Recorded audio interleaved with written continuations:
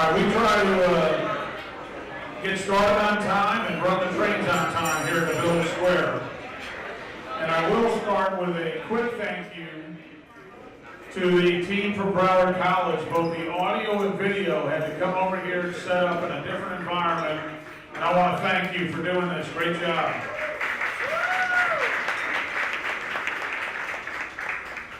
Probably not very often when they say, hey, leave the auditorium and let's go to a pub and set up a little sound system, right? I hope you have a chance to enjoy the place a little bit later. All right, first of all, let me welcome everybody and thank you for coming to our fourth season of the Village Square, Chip. It's hard to believe we started this with David Armstrong 4 years ago in the concept of bringing the Village Square, and now it's kicking off the fourth season with a great lineup tonight.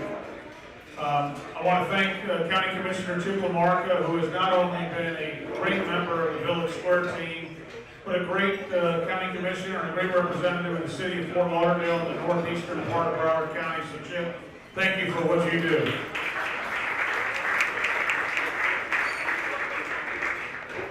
So we've been co-chairing this for the last 3 years, and as we kick off the fourth year, how many of you have been with us before?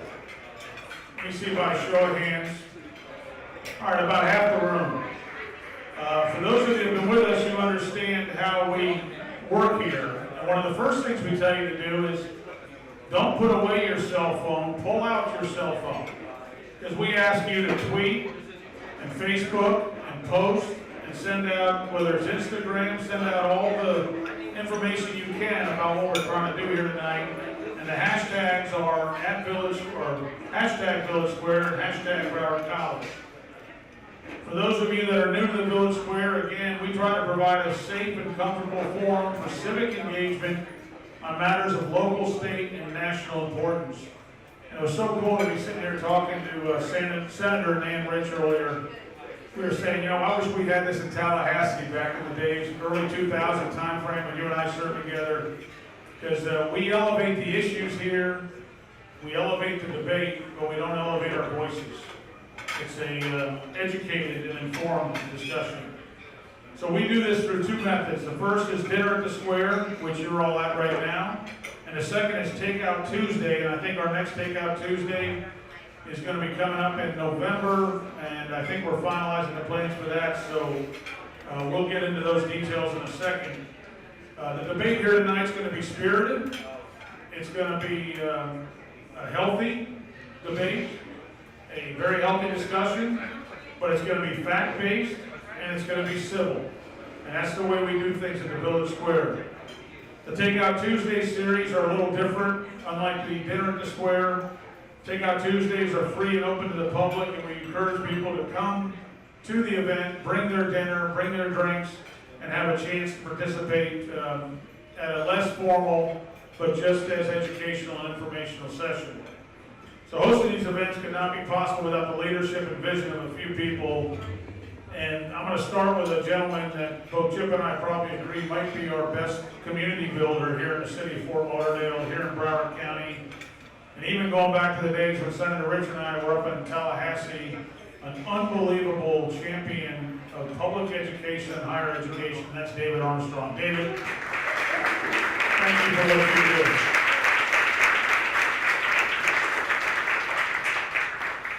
Also want to thank Broward College for just the whole team at Broward College. And, you know, you see Adriana and Kelly and everybody else running around here, but they do a fabulous job at Broward College and their trustees and the whole group. So thank you to Broward College for being the host and the sponsor of this. We also have a few partners in this event. This isn't something that it's been, you know, a few people. This has been a collective group effort. If I could ask those of you that are sponsors, the trains are running on time outside. Train is running on time. It doesn't sound like Brightline, does it, Chip? If you're one of our sponsors or partners or members of the Village Square, please rise so we can give you a round of applause. Year 4, you guys have got it.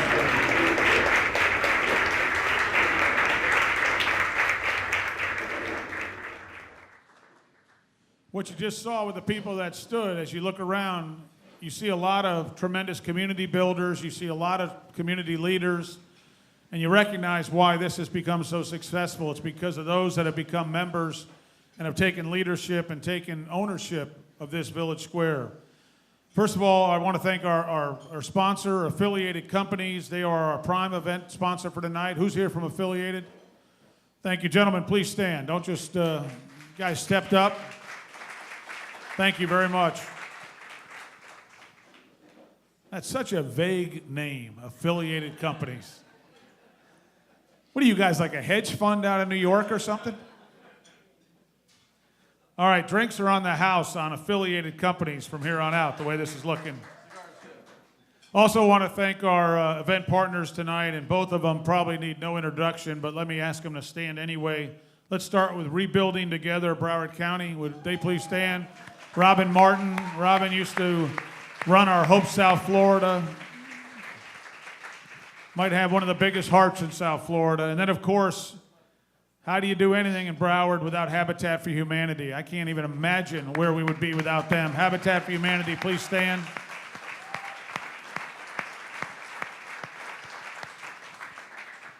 Before I turn it over to Chip, a couple last announcements. Membership's only $68 for the year.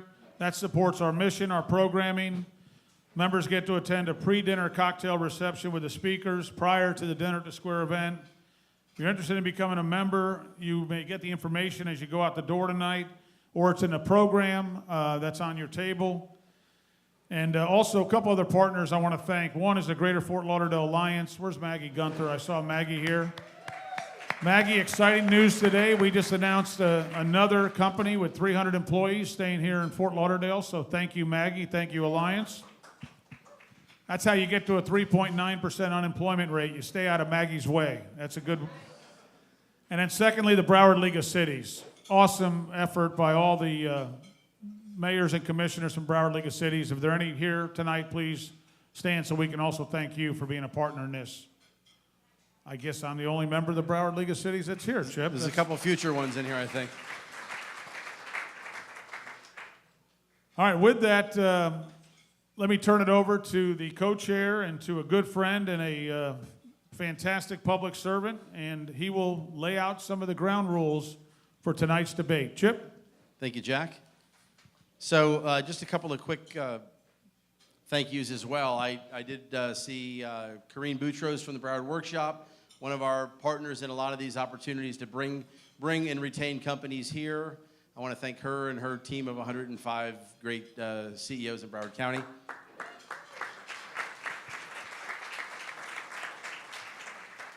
I also want to highlight something that is brand new. It kind of falls within this realm at Broward College that I had the opportunity to do yesterday. Where's Greg Hale? Right there. So Greg emailed me and said we're going to do a thing at one of our campuses called Pizza and Politics. So I'm in politics. I'm Italian, so I like pizza. I missed the pizza. I got there to do the politics part, but it was a great opportunity to work with the student government at Broward College. Great group of kids. Turned out that the president was a young female from that went to Northeast High School where I went. I asked her how she became president, and she said, well, I put in for senator, and they made me president. So you never know, Senator Rich. With that being said, I want to go over some of the ground rules for Village Square. Tonight we have our first dinner at the Square, and we're going to delve into another heated topic, affordable to whom? The affordable housing crisis in South Florida. But before we begin, we want to make a few announcements and tell you about the ground rules. Tonight we're talking about a topic that we don't necessarily agree on. So to keep the conversation civil and informative, I'd like to caution you against what we call team clapping. The county, we call that clapping in the commission meeting. When you clap, when your side says something you agree with, maybe give a little groan or you disagree. We'd like you to do neither of those. Tonight, we'd like you to challenge you to work hard and listen to both sides of the story. And just in case you need a reminder, we have our civility bell, which is in the hands of Adriana Facano, who is going to be a proud mother in about 6 months from Broward College. She's the chief of staff to our fearless leader, President David Armstrong. And we've asked her to particularly sensitive on either side of the aisle and ring the bell if she hears demonizing. You'd be ringing that thing all night if you watch TV. Wait, can we get a sample of that bell ringing?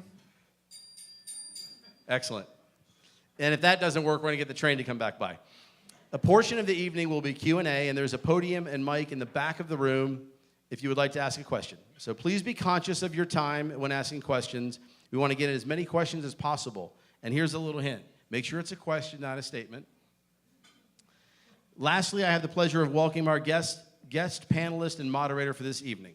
So please help me welcome our panelists. You've already heard one of their names mentioned. I'm honored to serve with her now, a former senator from the state of Florida, from the state Senate, now one of my colleagues in the Broward County Commission, Nan Rich.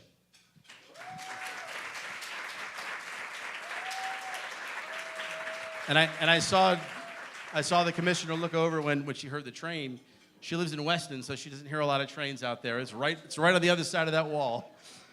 The other panelist is a gentleman who is very invested in Broward County and downtown Fort Lauderdale. Jim Ellis from the Ellis Diversified Companies.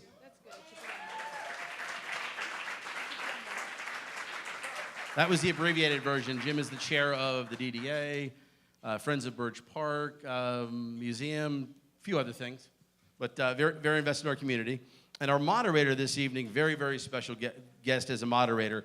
Our moderator tonight is William Russell III, and he is with the Sarasota Housing Authority. I used to know him as Bill Russell when we were in Leadership Florida together, but since we were in Leadership Florida, he had a pretty special opportunity to be the interim, one of the interim assistant secretaries of Housing and Urban Development for the federal government prior to the secretary being sworn in. So, Mr. Russell, if we can get you to come up here.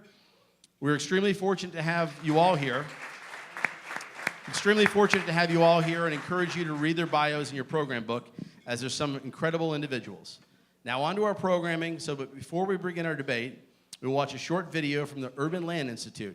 And again, thank you for your support. We hope you enjoy the evening. Take a look at the video and don't be afraid to ask a question.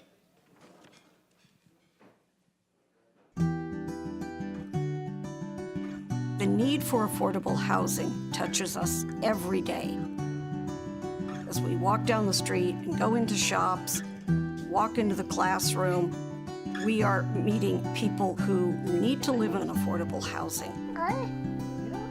I've been in residential real estate business for over 45 years, and I've never seen a housing crisis as significant as that exists in this country today.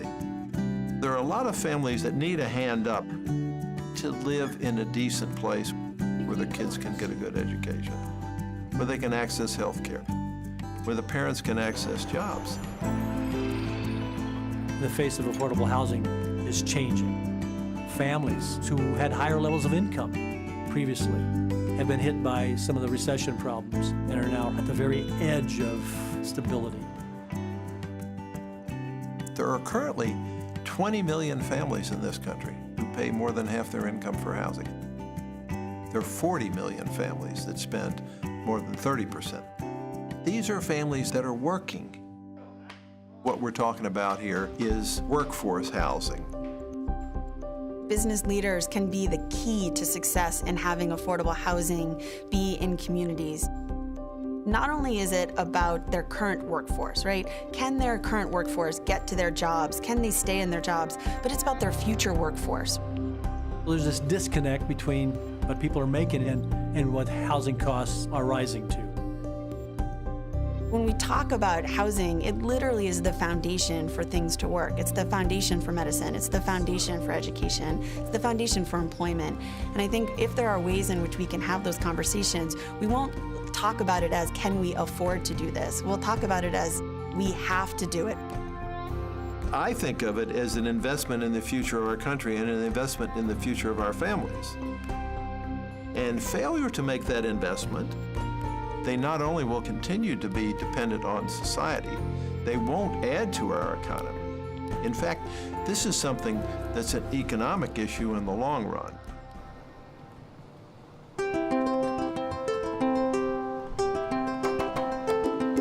Only 1 in 5 families qualified for housing assistance are getting it. We need to produce new affordable housing. And we also need more vouchers for people to supplement their income to move into decent neighborhoods. It is a community-wide issue. It's a community-wide conversation. We need our local municipalities working with the business community, developing those private-public partnerships to really identify areas of opportunity where investments can be made. Is this the right investment? We think it absolutely is. There is no one-size-fits-all.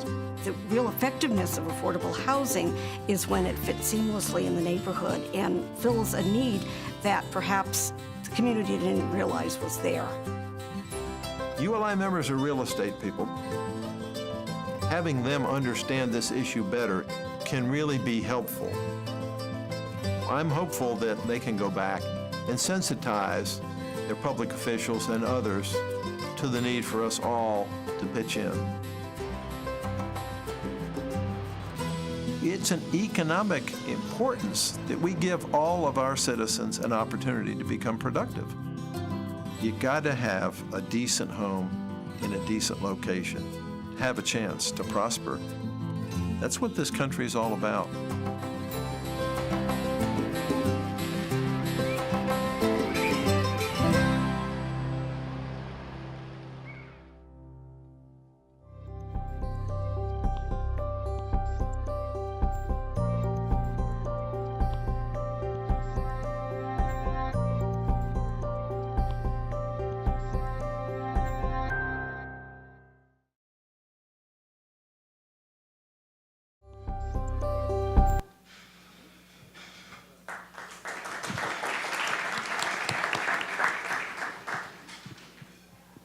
All right, well, good evening. I'm honored to be here and on stage with our panelists this evening to talk about affordable housing in South Florida. And I want to open just with a couple of pieces of information that I gleaned preparing for this, just to kind of set the stage before we get into our questions for our panelists. According to Harvard's Joint Center for Housing Studies, they did a major study on a lot of the nation's top housing markets. And they gathered tons of data, both rental and ownership data, and tried to determine the level of people who are burdened, cost burdened. And they define cost burdened as someone who's paying more than 30% of their income towards housing. And they defined severely cost burdened as someone or a family or household who's paying more than 50% of their income on housing. So keeping that in mind, this study basically, and the table is all online, but South Florida, I was kind of shocked to see this. South Florida led the nation in the percentage of renters who are considered cost burdened at 61.5%. So just to put that into some perspective, San Francisco came in at 46.4, and this region's at 61.5. And this may be even worse. Likewise, South Florida also led the nation in the percentage of renters who are severely cost burdened, again, paying more than 50% of their income, at 35.4. So over a third of the renters in this area are paying more than half of what they're earning just in rent and utilities. So that's a sobering figure.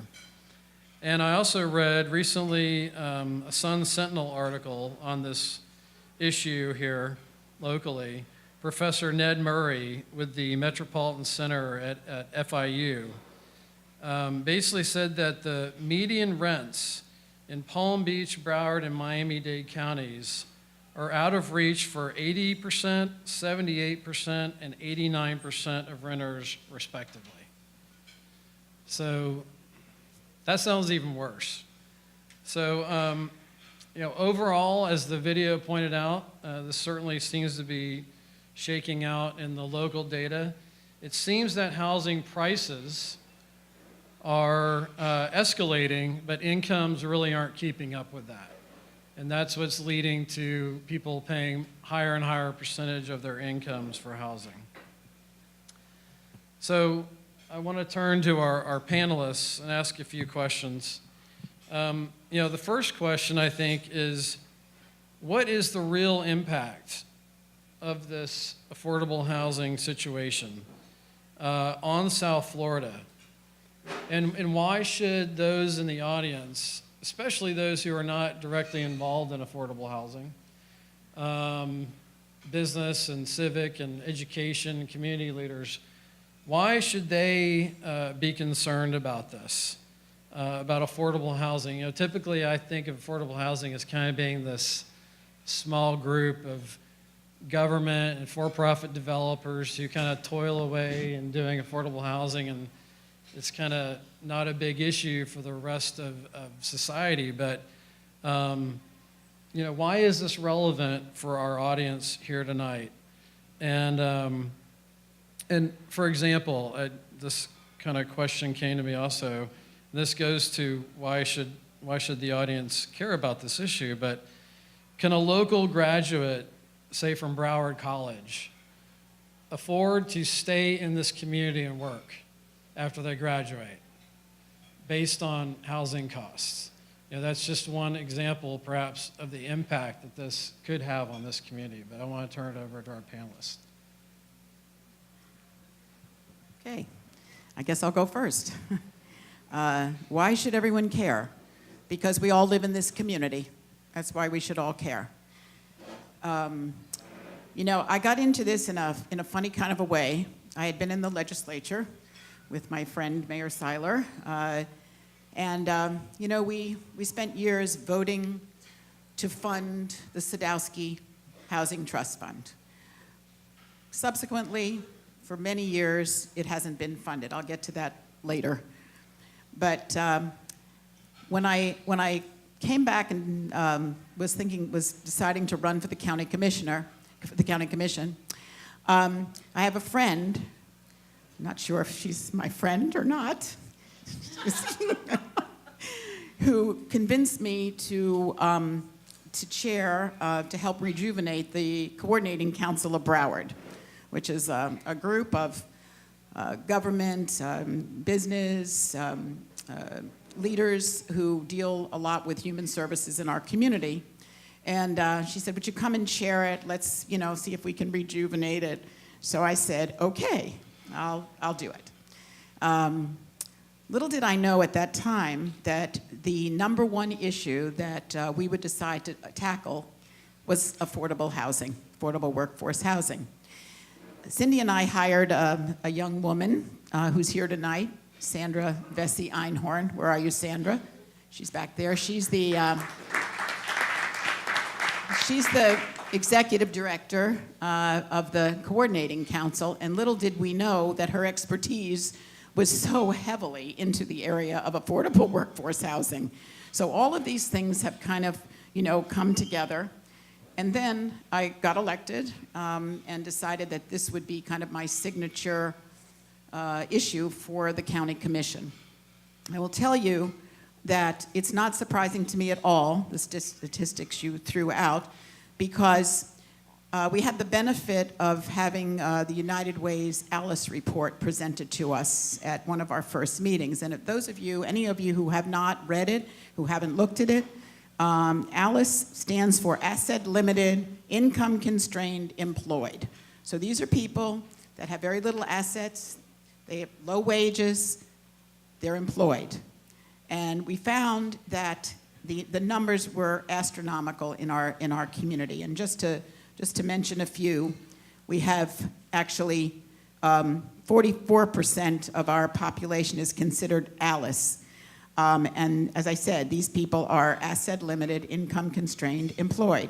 Just to give you an idea, the annual poverty level for a single adult is $11,770. The survival budget, which includes things like housing, childcare, food, transportation, taxes and so forth, is $61,000. We have over 44% of the people in our community that are considered the Alice population and absolutely cannot meet that level. They fall either at the poverty level or a little above the poverty level, but cannot provide all of these services and things for their family. So, and this was done statewide, so, and I think it's important that it's not, even though South Florida is the worst in the country, and it is, if you look at the Harvard Housing Study, if you look at other studies, Miami, Fort Lauderdale, West Palm Beach makes up the worst metropolitan area in the nation for cost burden and severely cost burden. That's 30% of their income on housing, and severely cost burden is 50% on housing, which people just can't do and survive. So we took this and decided, as I said, to make it our #1 issue. And I would say, in answer to what William's question was, that the #1 issue here is that when you look at a place like San Francisco, which people think, oh, they're much worse than we are. They're not, because their wages are much higher. And what you gauge it on is your wages and your cost of housing. We have low wages and high cost of housing. San Francisco, on the other hand, has higher wages and still high cost of housing. So they're not as severely cost burdened as we are. So when you ask the question about whether or not college graduates can afford to live here and to buy homes or rent even, the answer is no, because again, we are one of the most cost-burdened, we are the most cost-burdened metropolitan area in the country. So I'll start with that and give Jim a chance, and we'll come back to some of the other. So thank you. Why should we care? First off is we are currently about 70,000 units in the low-end affordable housing behind in Broward County alone. 70,000. And we don't have any programs in place to tackle this. The federal government most probably isn't going to make any significant changes. Certainly that's not really going to tackle our problems in Broward County. The state, which has the Sadowski funds you'll be hearing a little bit more about tonight, but basically has collected about $1.8 billion in funds and has swept 1.3 out of it just to spend on other state purposes, not affordable housing. So that's about $500 million left, of which if they divvy that up, Broward County's really not going to get that much to make a significant difference. So that leaves our two biggest potential contributors not contributing. And so the problem is going to be, left up to us to decide how do we tackle it, meaning Broward County and the 31 cities within Broward County. And can we do that by going to the state and asking for legislation? And if we do, what's our potential success? How long is that going to take? What are we doing in the meantime? And so, we have to keep this dialogue going. We have to keep the conversation. We have to make some decisions that we can now to start the process. And, like Senator Rich said, can a college student come out and afford to live most probably where they want to, downtown where there's a lot of action and stuff. And the only way they can really make that work is if they have roommates or they get into some of the micro units, which there are some that are currently under construction, and that would be, say, about 500 square feet. So, there are some opportunities, but they're certainly not what are considered when I came out of college and what I could do. So, the main reasons we should care is there are no programs in place. We are so far behind. There are so many people moving into Broward County on an annual basis. And what we're going to find is, Broward County's main engine is tourism. And tourism is run by the service industry. And the service industry is basically in the affordable housing range. And a lot of them, they can't live near where they need to come, the beach. It's too expensive. And so now you tack on another 20 to 30% and travel cost. And that's factual. I'm sure there'd be, more numbers here, but they will have to live out west. And so their travel costs to get into where their jobs are and everything else is very difficult. And that phenomenon happened in Key West probably 20 years ago. And so none of the service industry could live on the 4 mile square radius island of Key West, and they started having to bus them in. And sometimes from Dade County to get them in to do their jobs. We're going to see the same thing happen here. And we don't need to if we keep the dialogue open and we start, excuse me, getting some programs in place to start tackling this problem. Just before you go on, I just want to just throw out some jobs that really connect to affordable housing. Because you always hear about the service workers in the tourist industry. That's true. You hear about teachers. But I want to just say, these are some of the groups that the Alice study showed are in this category. Clerical staff, mechanics, legal aides, city workers, people who work in our hospitals, doctors' offices, therapists, transport, people who sell Florida produce around the state, people who work in daycare centers, public and private schools, libraries, even sometimes our colleges and universities. So we are talking about a broad spectrum, and one of the things I always say to people, and that's why I'm so glad to see people, who might not be that familiar with this topic here tonight, because it is an education campaign that we need to run in this community. We've been very successful through the Coordinating Council of Broward to bring in some of our business leaders. We have the Greater Fort Lauderdale Alliance and the Broward Workshop now as a part, as well as Broward College and Nova and some of the others that really are now not only understanding the issue, but participating.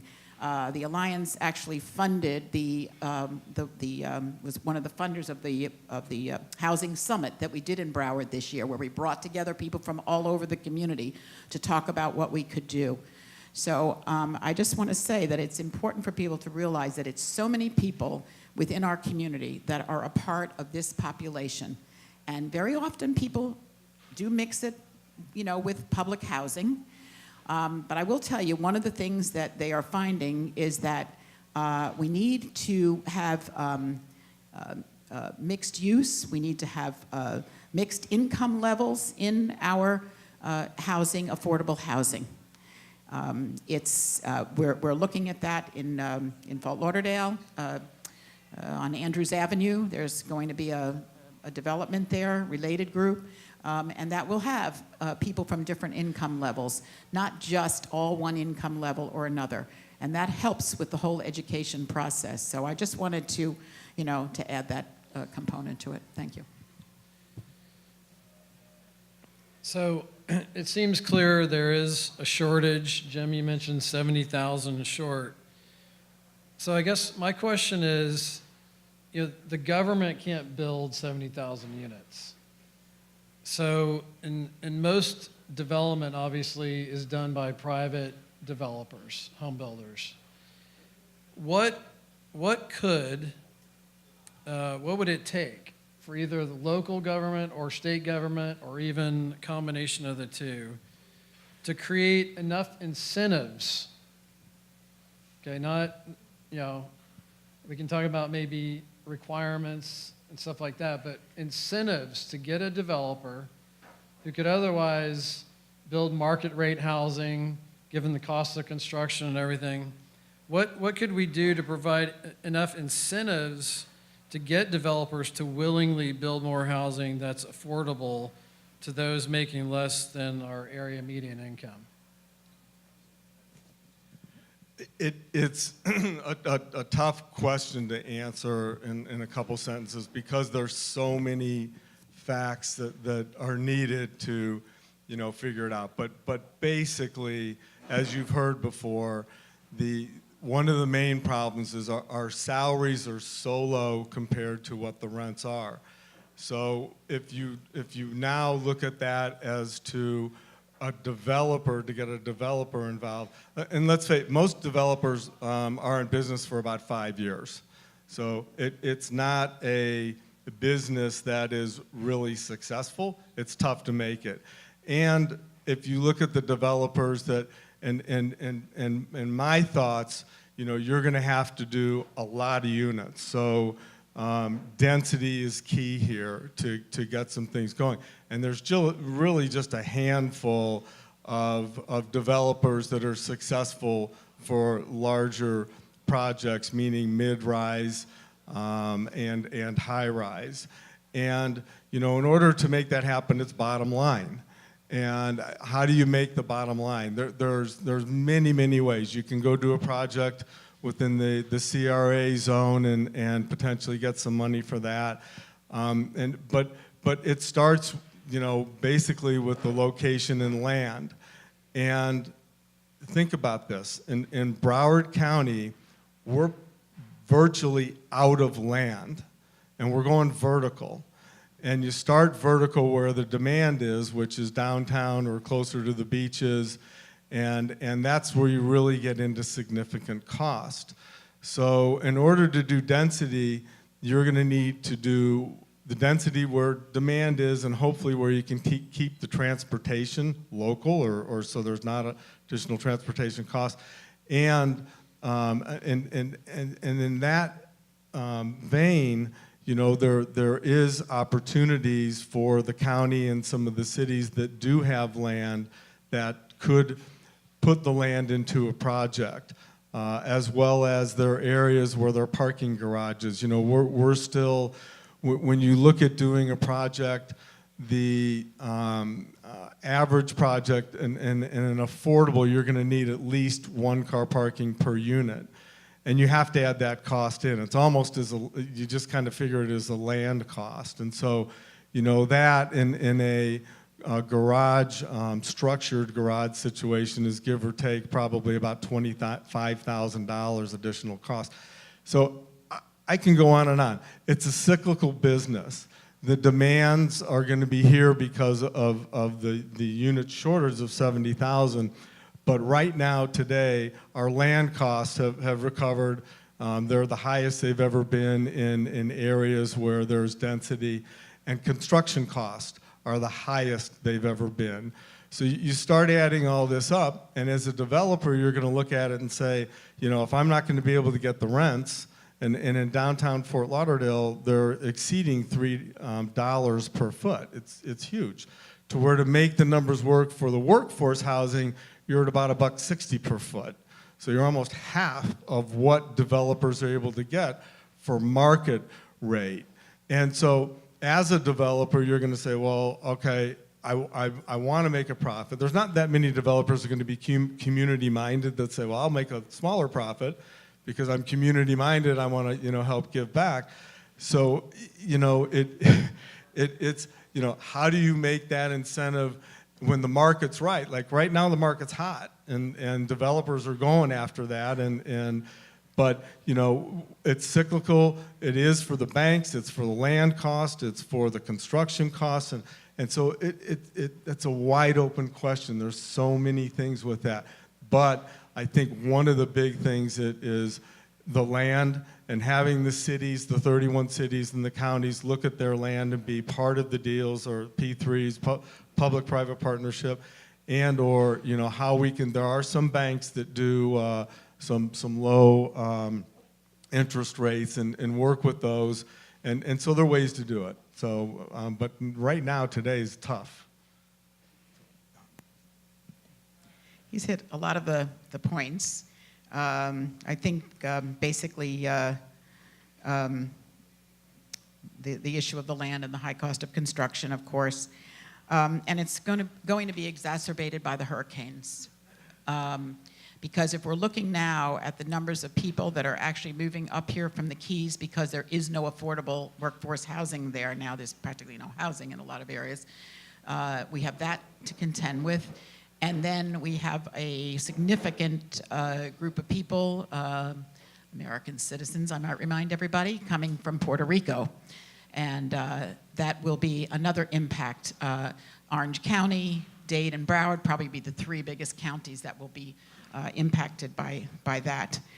You know, I think our county, before I got on and now continuing, our planning council is promoting some incentives, I think, that are good.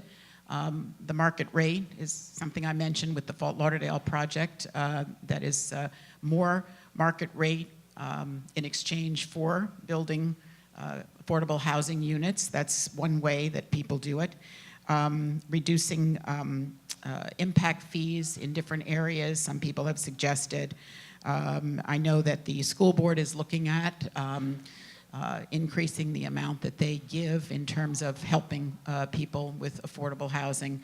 So everybody, you know, there are different areas, but I want to just say this. There's really only one way to address this, and this is with money. Money. You need money to build. And when we talk about the Sadowski Affordable Housing Trust Fund, the trust fund was created in 1993. So collections have been $5.9 billion in dock stamps over those years. Anybody want to hazard a guess as how much has been swept out of that? Over $2 billion, okay? So when you think about that, this trust fund was created so that the money would go into the trust fund, go through the Florida Housing Finance Corporation. Monies would be given out to all the different counties for different purposes, whether it's multifamily, rental, whether it's new housing, whether it's renovations and repairs of existing housing, but that money would come back out. Anybody want to hazard a guess how much we've lost that we have not gotten in the last 5 years at Broward County? Okay, well, it's $73 million, almost $74 million was swept out and went wherever the legislature and the governor wanted it to go. So that's one of the biggest problems. I sit on the, I was appointed to represent the Florida Association of Counties on the Affordable Workforce Housing Workforce Group. It's a statewide group.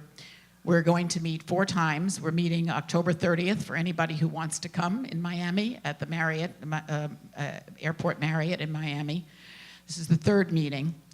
And we are coming up with recommendations that will go to the governor and to the Speaker of the House and the Senate President.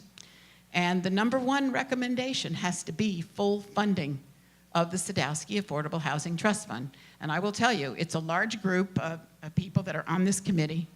At the last meeting, everybody, the developers, providers, realtors, bankers, everybody that's on it, with the exception of 2 people,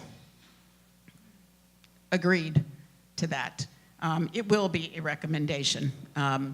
But unfortunately, because the legislature and the governor have gotten used to, since 2003, having this as kind of a slush fund, they're not too interested in closing that loophole and making sure that all the money goes. So we're going to have to really focus a lot on that because we really need that.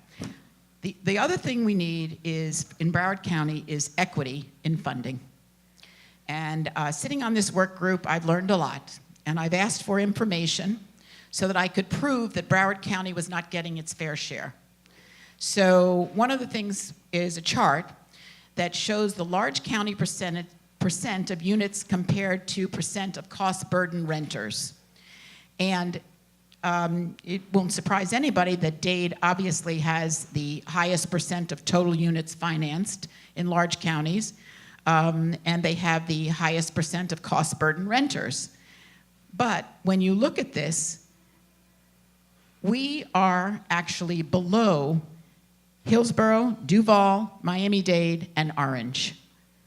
we get less and we have a more cost burden population. So this is, part of what we're looking at to make sure that we get what's fairly ours. The other part of it is, if you look at total active rental units financed by Florida Housing since 1982, we again are the lowest of 6 counties: Duval, Orange, Hillsborough, Palm Beach, Broward, and Dade, and we get the lowest percentage. So this, and I am so thrilled about that we've finally shown them the Harvard Housing Study, because the Harvard Housing Study is based on need, okay?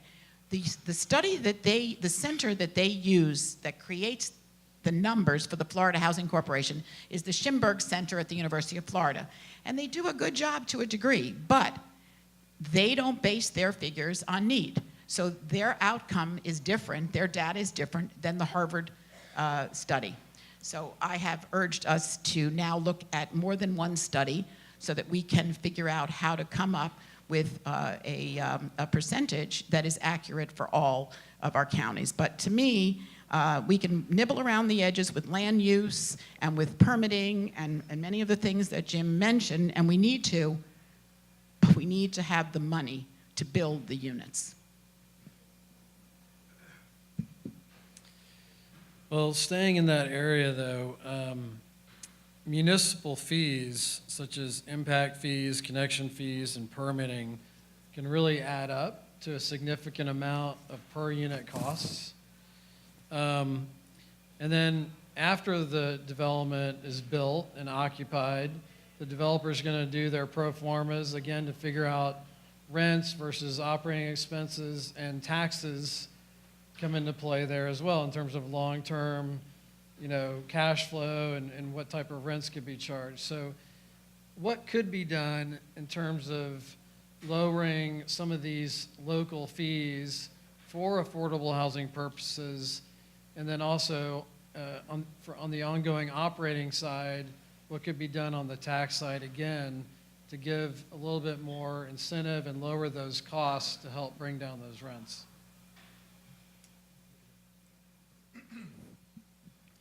It's a pretty wide open question, but as far as, I'll use an example of a project that we recently got unit approval on in the city of Fort Lauderdale, downtown Fort Lauderdale. And it's about 360 units. We're figuring somewhere around $3 million in different permitting fees, whether it be through the building department or some infrastructure work, et cetera, that we need to get done. And there are about 6 different fees within the city and county that covers that. And to go in and think that we're going to be able to work with education and get that fee removed, or to go in for infrastructure, which we're all hearing about now, and get that reduced, or the actual cost to these cities, which is what most of these things are. It's a cost to the cities of our units coming down in there. We need to make the sewers bigger. We need to bring more water lines in, and make sure that there's adequate fire and police, as well as education, so on and so forth. So it's really, when you look at it and say it's a burden to developers, it's a burden to the city. So somebody's got to pay for it. And to turn around and say, well, we're going to take those fees away from the developer really means that you're going to either force the city to tighten up their budget or to raise taxes. So it's a burden that should be on us. There are other things, with say that project itself, the 360 unit project, we're looking, the county doesn't always have their numbers right, but somewhere between $3 and $4 million on the annual property taxes on that. Is there something that the county would want to look at to say we want to lower some of those fees? And again, it goes right back to what does the county want to do with the millage and everything else. So again, I would say that's really not an incentive. It could be for developers, but it's really not overall. The county should be taking their money, keeping the taxes the same, and taking the money and saying we're going to use a portion of what we collect and set it aside to where we can do some positive programs. As a developer, if you're gonna come in and say, we want you to do a project that is incentive for the actual tenant, then, it's different. Then you could be part of that. But for most of what we're hearing, around the county, they're looking where they want about 15% of the larger projects units to be within an affordable rate. And to do that, because the construction costs are so high and the land costs are so high, it does make a significant difference, and it also makes a very significant difference to the banks. When you go to the bank and say, we have X amount of units that are 15-year restricted, they don't like that number or name when it comes to, what we can rent it for. So that opens up another host of problems. But, back to, ways that you could do it if you were looking to do a public-private partnership project. Obviously, the land cost, the parking costs, and how, there are parking garages that are empty on nights and weekends. In the city of Fort Lauderdale, just in the downtown area, there's over 6,000 county and city-owned parking spaces that are vacant on nights and weekends. And they could partner up with developers. They could really utilize those spaces and make it a lot cheaper for developers to do it.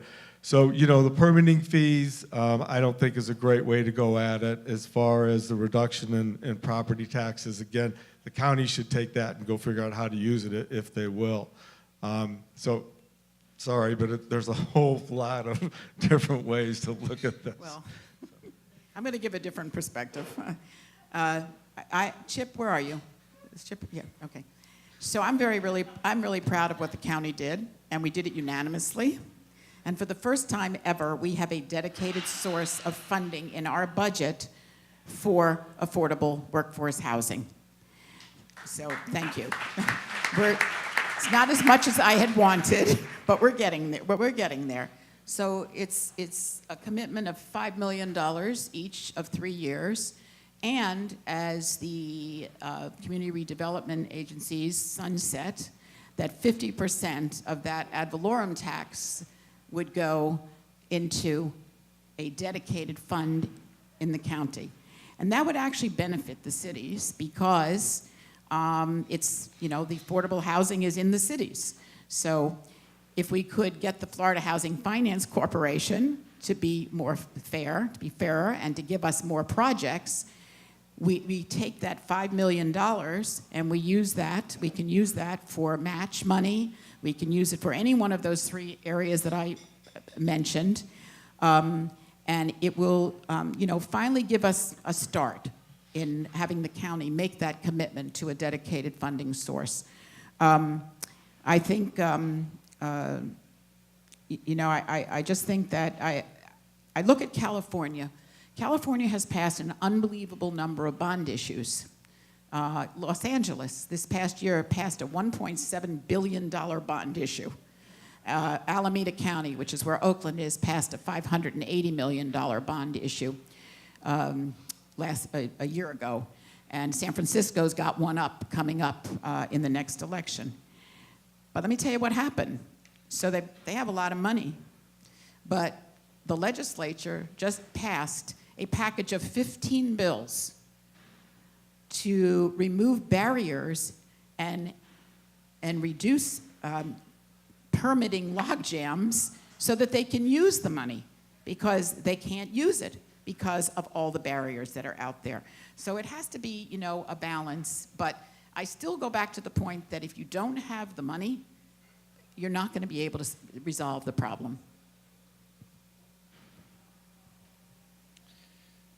So, Senator Rich, you touched on, Broward now having a dedicated source to help fund affordable housing development. One thing I know about Florida housing, you mentioned Florida housing, there doesn't seem to be a recognition that local governments are stepping up and committing their own funding to these deals, and they're not necessarily recognizing that they could leverage that and have their own investments go further and actually see that there's public investment locally in some areas of Florida. And then you also mentioned the Sadowski funds being rated, if you will, for other general fund purposes.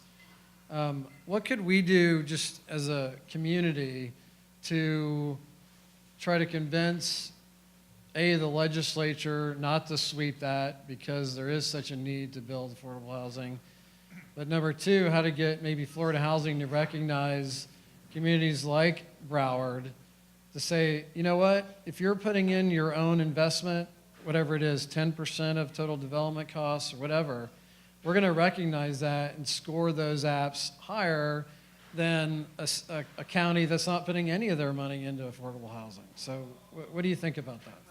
You make a good point. This is something I learned at the last meeting, that the Florida Housing Finance Corporation basically does, awards their projects by lottery.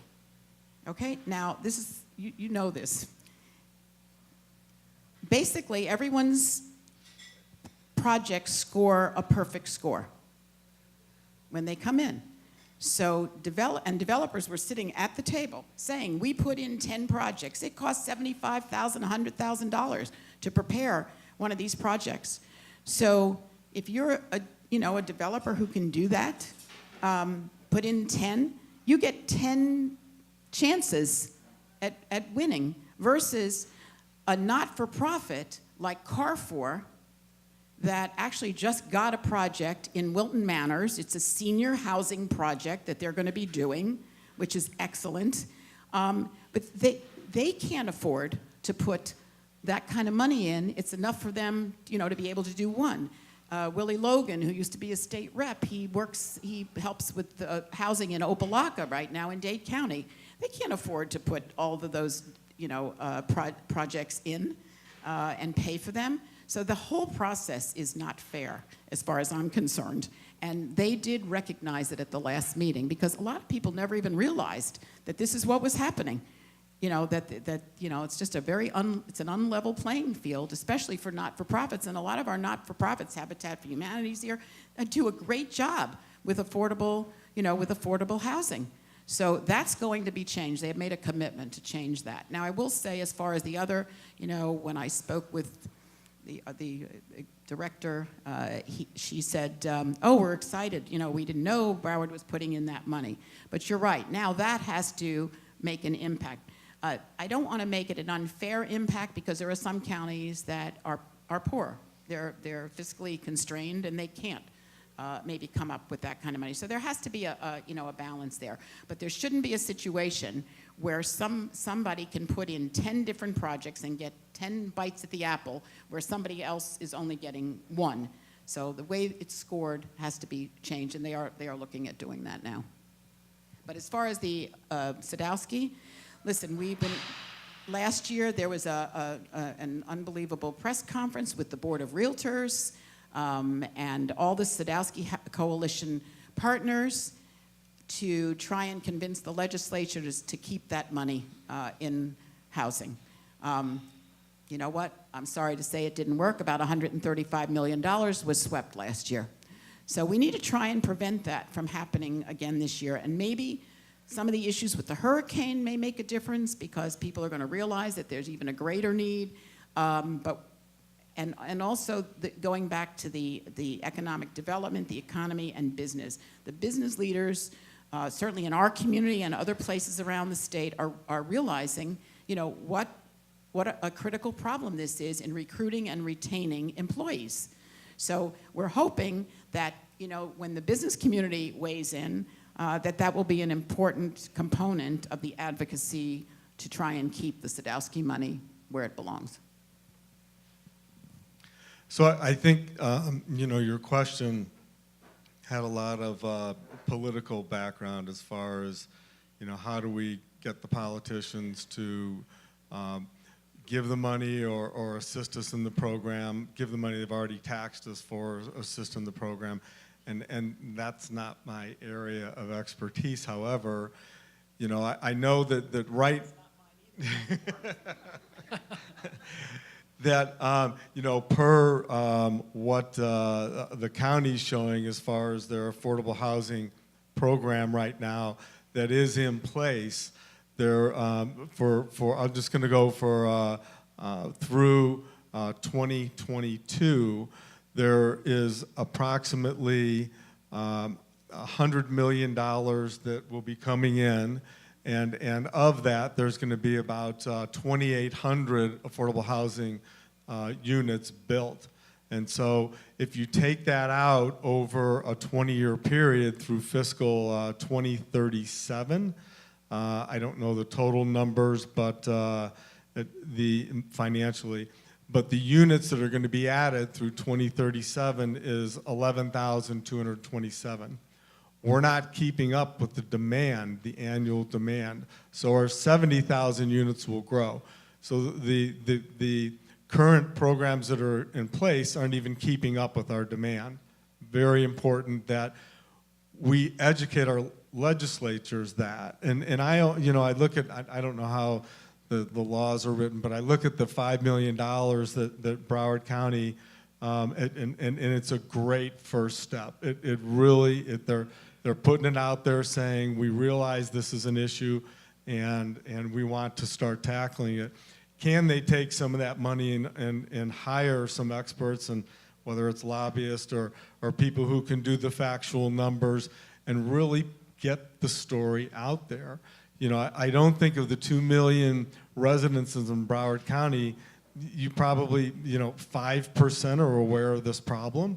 It's just not advertised, or it's just not marketed well, and so is the burden of or part of the burden as a resident of Broward County, should that be on us, and how do we get that message out? In personal opinion, yes, it should be us that are assisting in these programs, and should we be taxed more? Should we be part of some sort of bond issue? Yes. Thank you. But let me just say this. In my opinion, Chip can speak later about it, how he feels. We have enough lobbyists. I don't want to spend the $5 million on lobbyists. I want to spend it on housing for people. Match money to bring down those dollars. And Fort Lauderdale has come up numerous times tonight. Fort Lauderdale is not the only city in Broward County. It happens to be the largest one and has issues with housing and homeless, just like lots of other cities do. We need to, that's why I say it's an education campaign. We have some other cities that are doing some decent work, Pembroke Pines, there are a few cities, but we need to engage all of our cities in being a part of this. There are many cities that are along the transportation corridor, which is one of the places where we're looking at to put so that people don't have to have cars, that they can actually, live close enough to the tracks. I haven't heard them in a while, actually. But, I just think, and I will say, this is just a start. If we could get the Sadowski money and the fair share from the Florida Housing Finance Corporation that we should get, these numbers would go up dramatically. But there is no county, including Dade, that is building more housing. No one is catching up because we don't have enough money to catch up. And Dade has its own ability to keep some of their dock stamps. That's something that was passed, and they are the only county that got it. I tried for a long time in the legislature to get Broward to have the same deal, and they closed the door after Dade County. And you can see why, because they want to use that money for other purposes. So even though it's our dock stamps, every time there's the real estate transaction, that money goes in, Dade gets a portion back, or doesn't send it up at all, and it's automatically there, and we have to send all of ours up. And I've asked about, it's possible that we could sue the state or something, but the truth is it's a statute. It's not a constitutional amendment. Not that constitutional amendments are always implemented properly either, but you have a better shot. at that. So, you know, we're going to have to work within the system. But, you know, my feeling is that we're going to have to do more here. We're going to have to put more into the pot. But we need to get more of our share, our fair share from Tallahassee. Okay, so at this point, we want to open it up to the audience and see if we have any questions from the audience. There's going to be a mic in the back of the room that you can go back there and ask a question. And again, we would like to hear, as was mentioned earlier, a question, not necessarily a statement or a sermon. But there might be some issues that we haven't covered yet, so I'd like to hear anything that you want to hear discussed.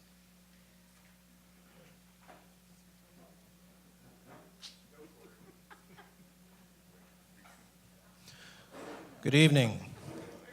I'm Steve Worthman with Hope South Florida, and I also serve on the board of the South Florida Community Land Trust and the Broward County Homeless Continuum of Care Board.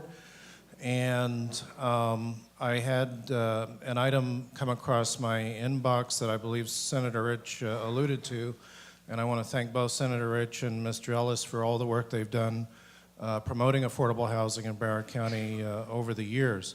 But in terms of a affordable housing trust fund, which I think is a great idea, and the Charter Review Commission appears to be considering that, I had the opportunity to read a draft resolution, and I guess my question was about the composition of the board.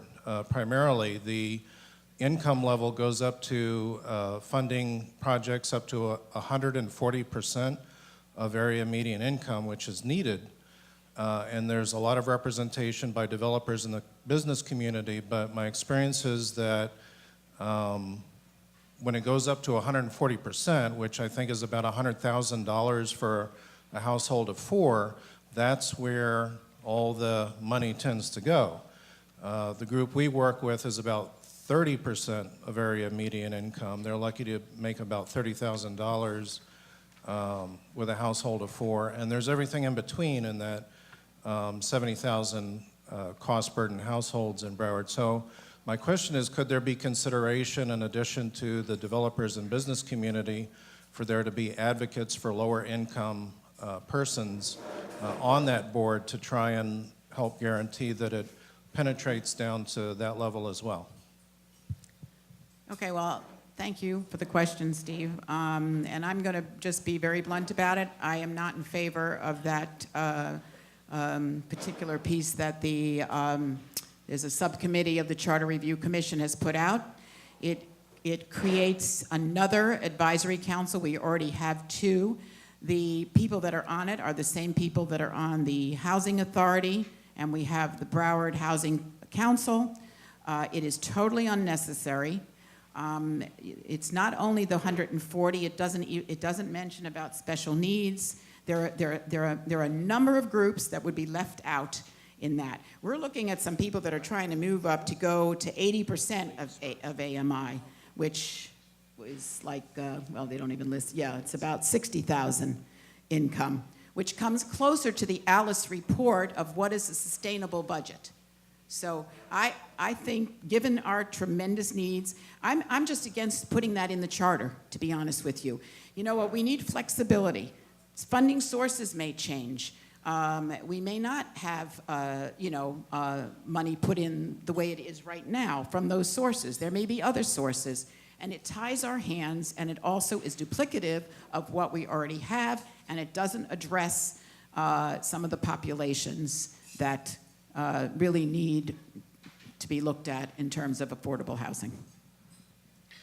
So also on that, you know, the extremely low, or 30%, which I heard, is the maximum household income is basically $23,000, or the monthly rent limit for a 2-bedroom would be $514, or about 64 cents a foot.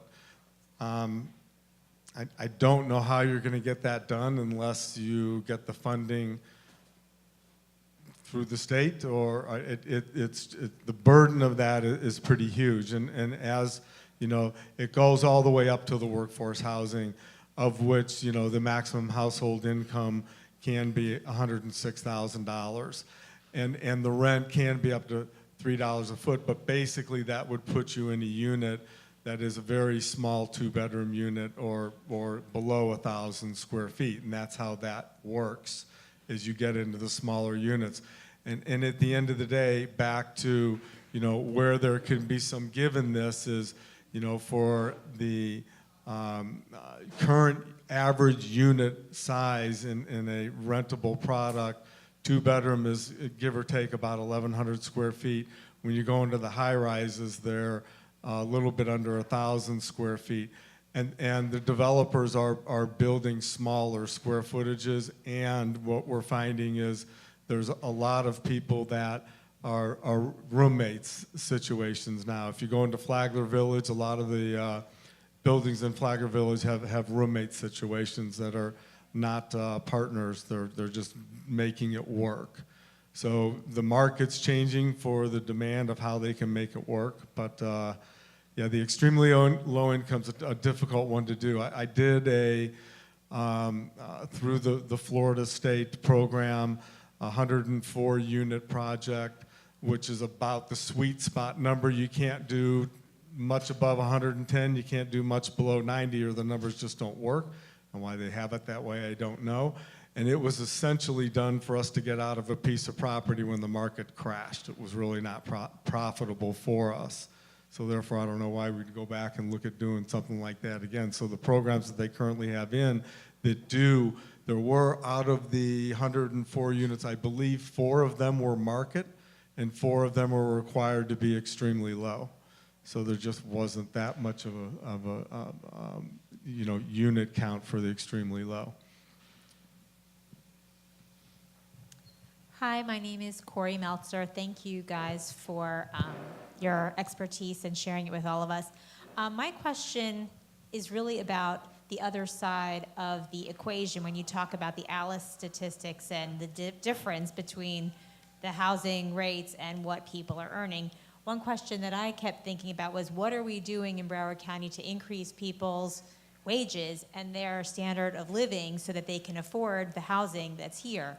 Obviously, we need to do both. We need to be building more affordable housing, but if we can increase people's standard of living and their wages, they're able to do a whole lot more, not just in the housing area, but in other areas as well. So I was wondering what Broward is doing in that respect, which could have ripple effects in many other areas, including housing. Well, I guess, you know, we need to do a lot more is the answer. The county itself focuses on living wage for airport and seaport and contracted agencies. It's lower than Dade's, so that's, you know, something to be looked at. I will tell you that when I talk to some business people, what happens is that they end up increasing wages and the amount that they pay people to recruit them here. There's a private jet company. I was talking with the owner at an event, and he told me that he had to pay so much more. He was recruiting pilots, and they lived in Minnesota. And when he recruited them to come here, he had to pay them much more than they were making there. It's about our cost of living, you know, and cost of housing and transportation and all the other things. So it is something we all need to, you know, to work on together. I mean, the truth is, you know, the minimum wage is too low, and we're trying to address it through living wage in as far as the county is concerned. But it's, you know, it's definitely an issue that needs to be addressed. We know that we're the most cost burdened because of low wages. So the answer is you need to increase your wages. So that's, you know, that's something we need to all work on together. All right, hello. I'm Brandon Cerigio. I'm the Vice President of the Political Science Club at South Campus and a member of the Model United Nations at Broward College. My question starts off with the United Nations statistic from the United Nations Development Program stating that 60% of people around the world will be living in urban areas by the year 2030. Now, in response to that, the United Nations has been researching different forms of sustainable housing that is not only affordable but also environmentally friendly. So what is the county doing to create, or do they have any plans for developers or to incentivize developers to create environmentally friendly housing? Because we can create any type of housing we want, but living in South Florida, we directly see the effects of climate change. So what is the county doing to ensure that we can reduce our carbon footprint and our effect on the environment? That's our student.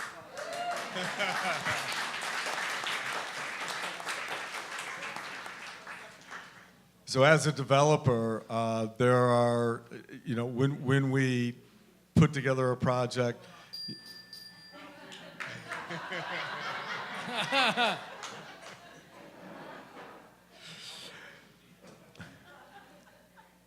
when we put together a project, you know, we look at all the numbers from the land cost to construction cost to marketing cost to interest, you know, I mean, there's a whole smorgasbord of numbers. And obviously, one of the most important numbers is the construction cost.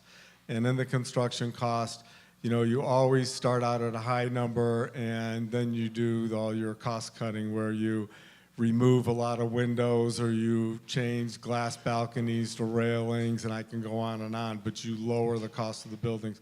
So environmentally friendly basically would put you into a LEEDs type of building, and the LEEDs building has different levels of the environmental, your certificate that you get from it.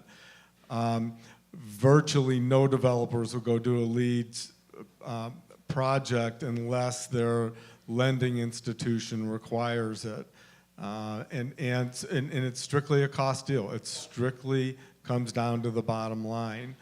And it's done a lot more in office buildings because there's more flexibility to get it done there. But for the residential, it's just not a standard practice, and there is no incentives, there's no requirements, there's no legislation, there's no permitting, there's nothing that requires us to do that. I would just say, as far as the county goes, buildings that the county builds are, again, look at being LEED buildings. I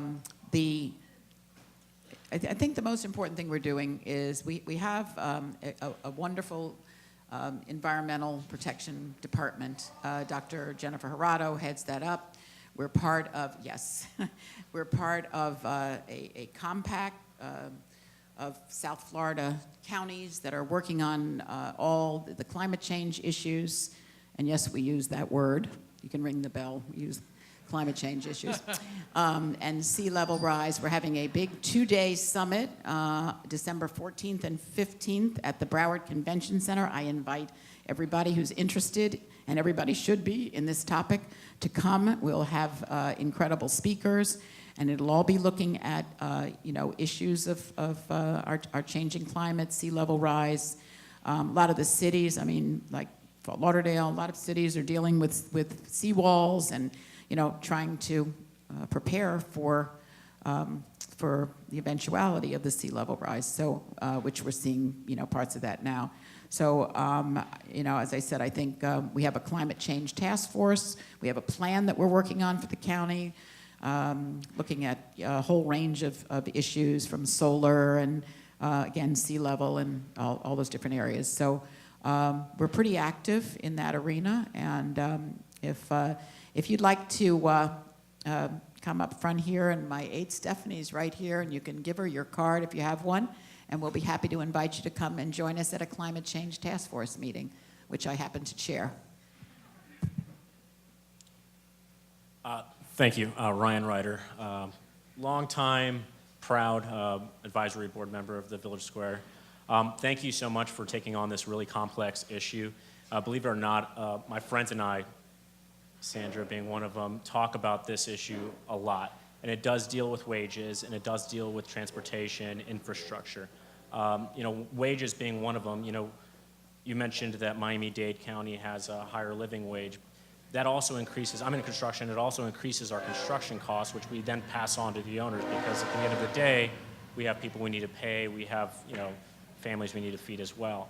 But one of the other things that we haven't really touched on, we talked about a little bit, was transportation.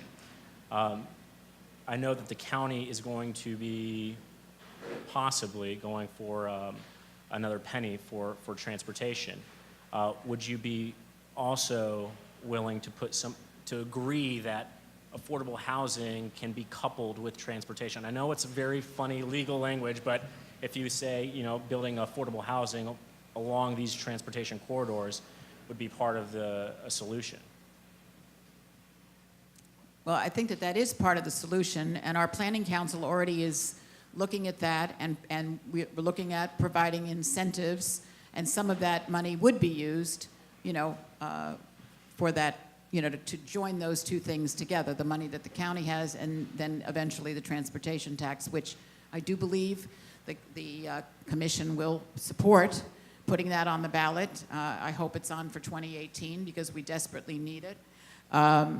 My personal opinion is I was not on the commission when the two issues were coupled last time, which I think was a big mistake. We would have already had the transportation tax if it wasn't coupled. And I would like, personally, I will vote to keep the tax separate so that we can get the transportation passed. And I think, as I said, this is a start with affordable housing. I'd like us to consider a bond issue like many other communities have considered that would be for affordable housing. But definitely, there has to be a nexus between transportation and affordable housing. All right, so I don't. Well, I'm so glad to hear a county commissioner say that last statement, the nexus between transportation and affordable housing. I think we have one more question. We'll take one more question. Hi, I just have a question. How is affordable housing going to stop or fight against gentrification? How are your policies going to fight against gentrification, specifically in areas like Miami, where it is a major issue? That's a good question. I can say that one of the uses of the Sadowski money that comes is for repair, renovation of existing housing. That's the only amount or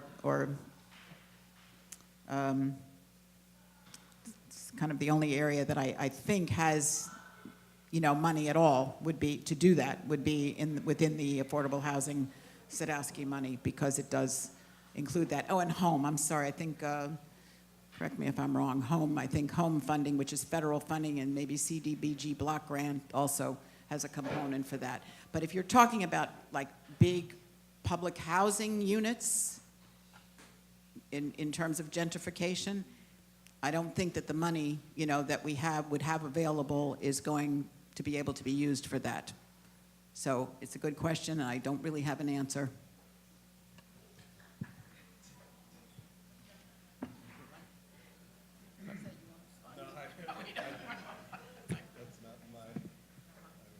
All right, at this point, I just want to give our two panelists just an opportunity to maybe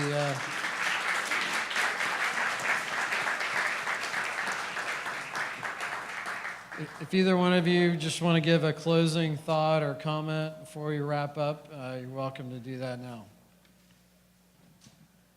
I think that meetings like this are great. We need to figure out how to keep the momentum going. We need to figure out how to get more of the public involved, more of the public educated. We need to figure out how to get more money into the program. Affordable housing is really, it's a real estate deal with subsidiaries. We need to figure out how to get some of that. The locations, we know where the demand is. We need to put the demand coupled with transportation, and if that's putting more pressure on getting Tri-Rail into the FEC line sooner. There's already some great studies done of where the FEC or Tri-Rail on the FEC line stations would be, and there's properties around there, and if I was a lot younger, I would be aggressively going after that. And I think that the cities within those properties and the county should be looking at that, now and get ahead of that. There are answers to this. There are ways to tackle this. There are, there's 3 acres of prime property down on the New River in the city of Fort Lauderdale that's just sitting there. And there's a 2,200 parking garage right next to it that's virtually empty during nights and weekends.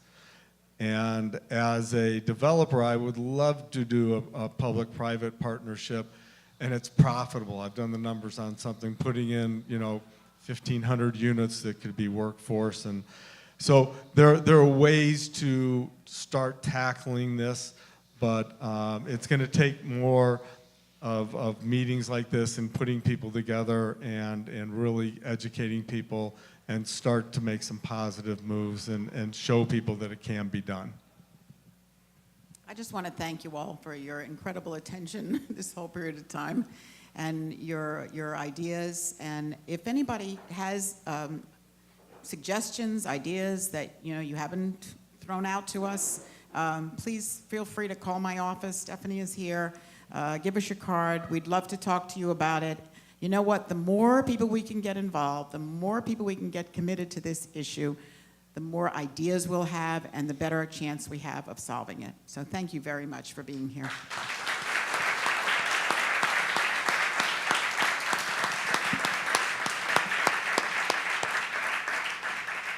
All right, thanks again for your interest in coming out tonight. That's going to end our program.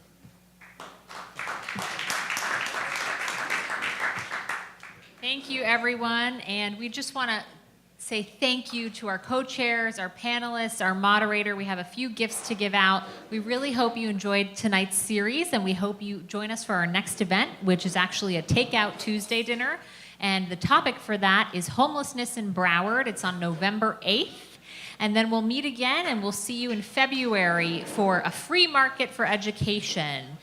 Following free market and education, we will meet in March to talk about the job skills gap, April for the right to die, and then May 2nd for open primaries. So please, if you're not on our mailing list, see me, Nicole, or Kelly. We'd love to send you our messages, and we're really thankful for your time tonight. Thanks. Have a great night.